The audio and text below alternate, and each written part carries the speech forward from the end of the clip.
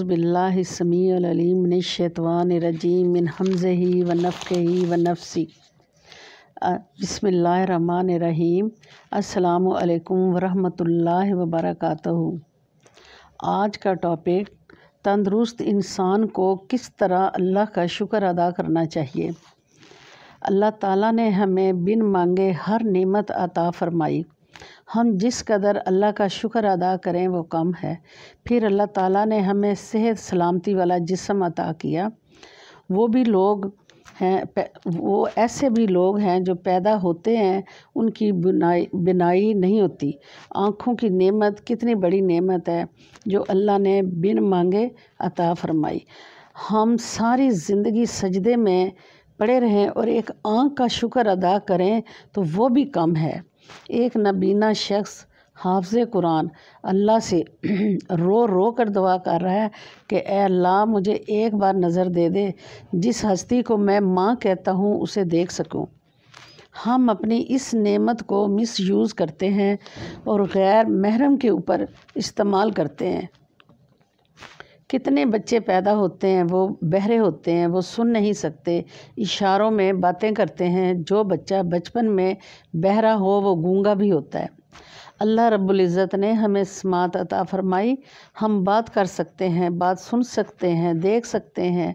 इंसान के चेहरे पर नाक एक छोटा सा उज़्व है। नाक इतनी खूबसूरत है, इससे चेहरा खूबसूरत लगता है। अगर नाक बदसूरत हो तो चेहरा बदसूरत लगता है। फिर ज़बान को देखिए, हम अपनी फीलिंग को अल्फाज का जामा पहना सकते हैं, एक दूसरे से बात कर सकते हैं। इसके ज़रिए से हम कुरान पढ़ें, दीन की बातें करें। एक गूंगा इंसान अपनी हर तरह की फीलिंग बयान नहीं कर सकता।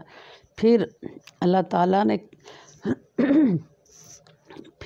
ताला ने हमें होंठ अता फरमाए। देखने में छोटे से होते हैं, इसके ऊपर इंसान की खूबसूरती का इन्हिसार होता है। अगर होंठ बेढंगे हों तो बावजूद गोरे रंग के, बावजूद अच्छी सूरत के इंसान खूबसूरत नज़र नहीं आता। अगर होंठ ना होते तो इंसान के दांत ऐसे नज़र आते जैसे मुर्दा बकरी के दांत। अल्लाह माफ़ करे। चीज़ छोटी मगर अहमियत ज़्यादा है। अल्लाह रब्बुल इज़्ज़त ने हमें निज़ाम के निज़ाम को कितना दुरुस्त फरमाया और हाज़मे की ताकत नेमत अता फरमाई। ये भी एक अल्लाह की नेमतों में से एक बहुत बड़ी नेमत है। निज़ाम। एक आदमी के पास 100 भैंसें थीं, लेकिन वो ख़ुद दूध नहीं पी सकता था। दूध के पीने से उसे एक बीमारी हो जाती थी।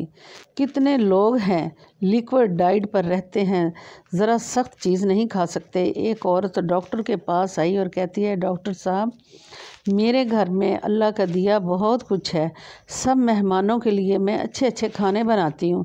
मेरे मैदे में अल्सर है, 7 साल से मैं सिर्फ लिक्विड डाइट पर हूँ, एक लुक़मा भी मेरे मुंह में नहीं गया।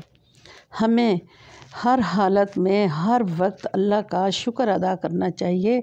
मैंने एक शख्स को देखा, इसके दोनों हाथ कटे हुए थे।